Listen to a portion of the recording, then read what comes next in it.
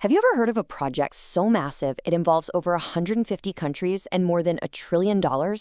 We're talking about a plan to build the ports, the railways, and the digital highways of the next century. This is China's Belt and Road Initiative.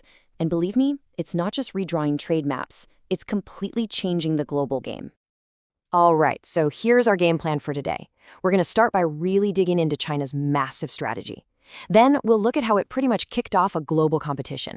After that, we'll weigh the huge opportunities against the very real risks for developing nations, zoom in on Brazil's really clever playbook, and finally, ask the big question: what does all this mean for the future? So first up, what is the Belt and Road Initiative really? I mean, to get a handle on its global impact, we first have to understand where this colossal idea even came from and what's actually driving it from behind the scenes. Just look at this map. It really gives you a sense of the sheer scale of this ambition. You can see the two major parts, right? There's the Silk Road economic belt, on land, stretching all the way across Eurasia. And then there's the Maritime Silk Road, which links China's ports to Africa and Europe. It's literally a new Silk Road, but this time it's being built with steel, concrete, and fiber optic cables. So here's the key takeaway, and it's super important. The BRI is so much more than just a giant construction project. You have to think of it as a geoeconomic tool.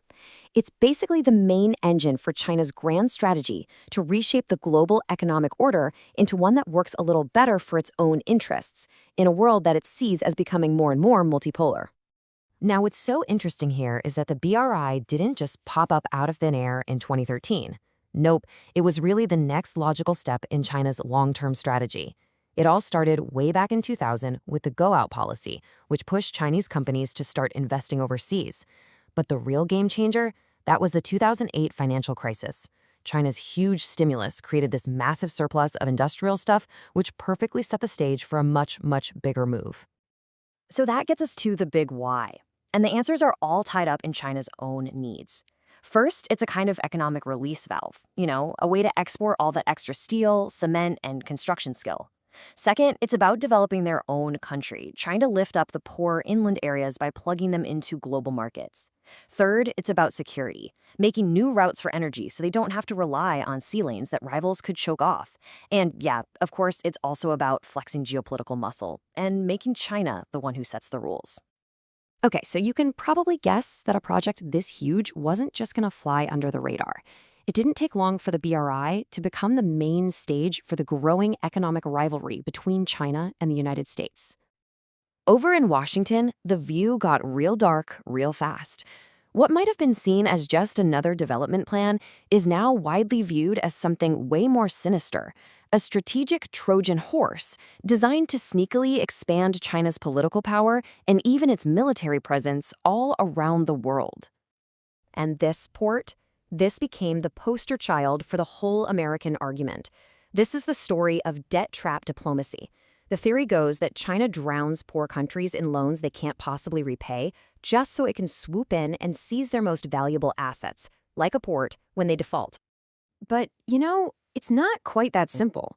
A lot of serious academic research is actually pushing back hard against this idea.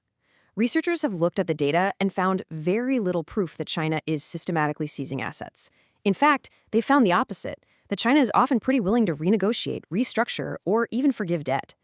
It suggests the debt trap idea is a really powerful political story, but maybe not one that's backed up by the facts on the ground. So in response to the BRI, the US and its G7 partners launched their own counteroffer, the Partnership for Global Infrastructure and Investment, or PGII. And wow, the two plans could not be more different. China's BRI is all about government money pouring into giant physical projects like ports with basically no political conditions. The G7's plan, on the other hand, wants to use a little public money to attract a lot of private money for projects that are all about promoting Western values. This table just lays out the rivalry so clearly. You've got China's state-funded model, which has already put over $1 trillion into hard infrastructure. Then you have the West model, which is hoping to get $600 billion by 2027, focusing on softer things like climate and health. And the criticisms say it all. The BRI gets called a debt trap, while the PGII is seen as too slow and too dependent on private companies that don't like to take risks. It's a total clash of philosophies. Okay, so put yourself in the shoes of a leader in the global south for a second. This whole competition puts you in a really interesting spot. You've got this once-in-a-generation opportunity to build your country, but it's an opportunity that comes with some seriously big risks attached. I mean, the appeal of the BRI is just undeniable. For a continent like Africa, the gap in the money they need for infrastructure every year is as high as $108 billion. The BRI is one of the only places they can turn to for that kind of cash, and they can get it fast. And we're not just talking about economics here. This has a massive human impact. The World Bank actually ran the numbers, and they estimate that these BRI projects could pull 7.6 million people out of extreme poverty and another 32 million out of moderate poverty. This is about changing lives, not just pouring concrete. But the flip side of that coin is pretty scary. Debt is a huge worry. About a third of the countries involved are already in a tough spot. The lack of transparency in the deals can be a breeding ground for corruption. And the environmental and social costs can be devastating. We're talking about destroying animal habitats and kicking people out of their homes. It's a massive, high-stakes gamble. So all of this complexity brings us to a really fascinating case study: Brazil. It's a huge economy in the global south and a key partner for both China and the US. So how on earth does a country like Brazil play this new great game? I mean, the pressure is intense. You've got Washington on one side and Beijing on the other. A simple yes or no to the BRI just doesn't work for Brazil's own goals. So what did they do instead? Well, what they did is a masterclass in modern diplomacy.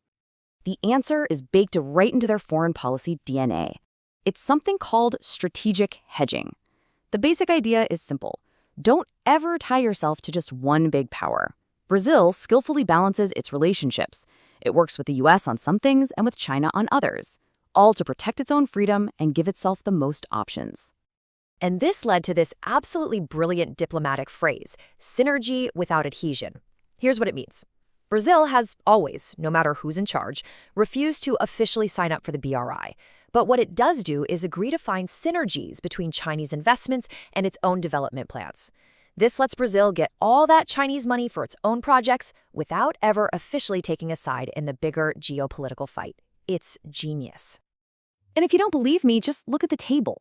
Even though it's not an official member, the BRI is a huge deal on the ground in Brazil. Chinese state-owned companies are funding and building some of the country's biggest and most important projects, from power lines to bridges and trains. It's BRI participation in practice, without ever signing on the dotted line. All right, let's pull back for a second.